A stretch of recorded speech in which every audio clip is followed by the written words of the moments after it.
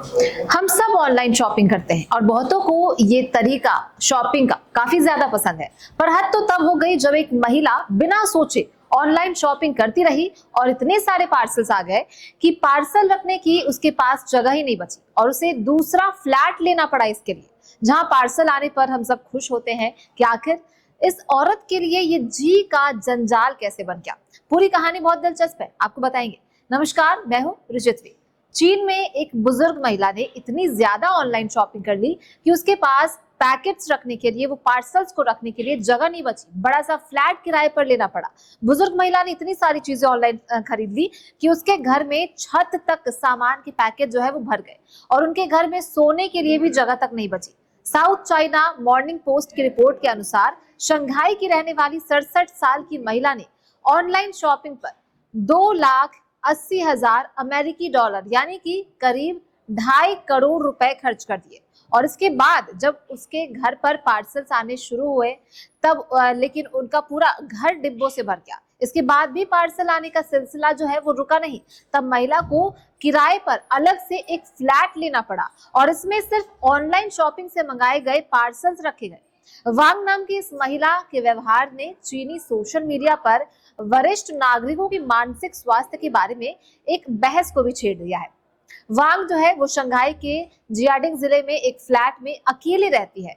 समाचार outlet कानकान news के अनुसार पिछले कुछ वर्षों से उन्होंने ऑनलाइन प्लेटफॉर्म से सामान खरीदने में 2 मिलियन युआन यानी कि और इससे भी ज्यादा जो है वो खर्च किए हैं। वांग अपने घर में ज्यादातर बंद सामान जमा करके रखती है।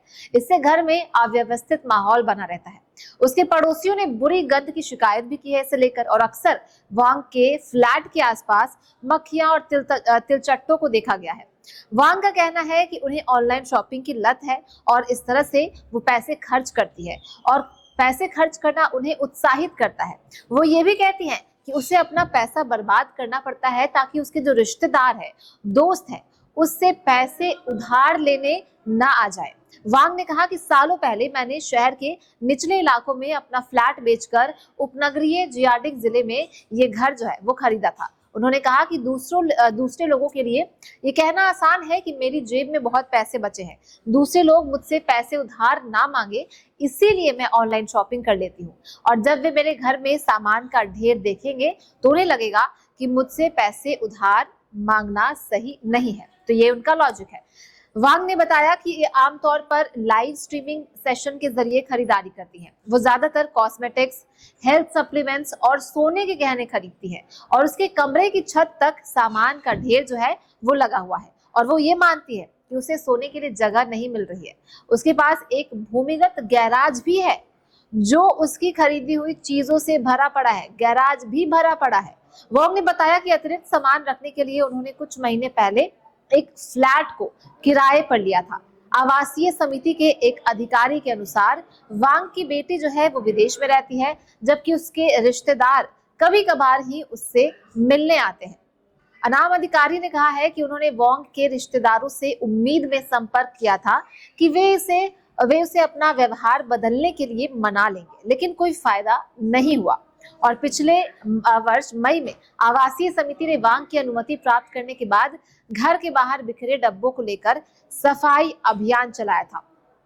आपको बता दें कि शंघाई स्थित मनोचिकित्सक शी यान फेंग ने मीडिया को बताया कि संग्रह विकार से पीड़ित कई रोगी अवसाद और सामाजिक चिंता से ग्रस्त होते हैं। शंघाई मानसिक स्वास्थ्य केंद्र के डॉक्टर यान फांग ने कहा कि सामान संग्रह विकार का इलाज एक लंबी प्रक्रिया है।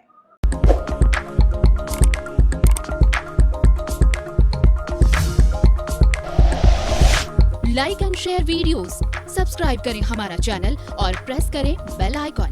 न्यूज़ 11 भारत, सच है तो दिखेगा।